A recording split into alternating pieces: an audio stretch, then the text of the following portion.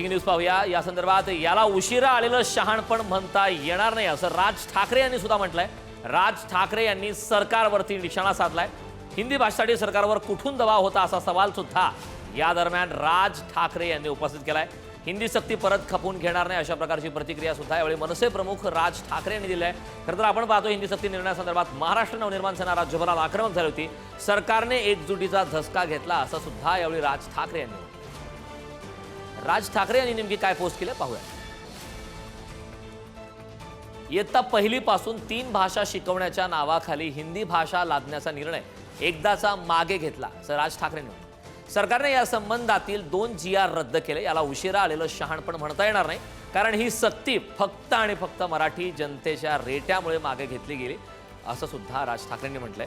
हिंदी भाषेसाठी सरकार इतका अट्टहास का करत होतं आणि यासाठी सरकारवर नक्की कुठून दबाव होता हे मात्र अजून गूढच आहे असंही राज ठाकरेंनी म्हटलंय। पण महाराष्ट्रात विद्यार्थ्यांनी हिंदी शिकावीच म्हणून 3 भाषा लादण्याचा जो प्रयत्न होता तो एकदाचा हाणून पाडला गेला आणि त्यासाठी महाराष्ट्रातील तमाम जनतेचं अभिनंदन यावेळी राज ठाकरेंनी। महाराष्ट्र नवनिर्माण सेनेने एप्रिल 2025 पासून या विषयावर आवाज उठवला होता आणि तेव्हापासून हा मुद्दा तापायला लागला। त्यानंतर एक राजकीय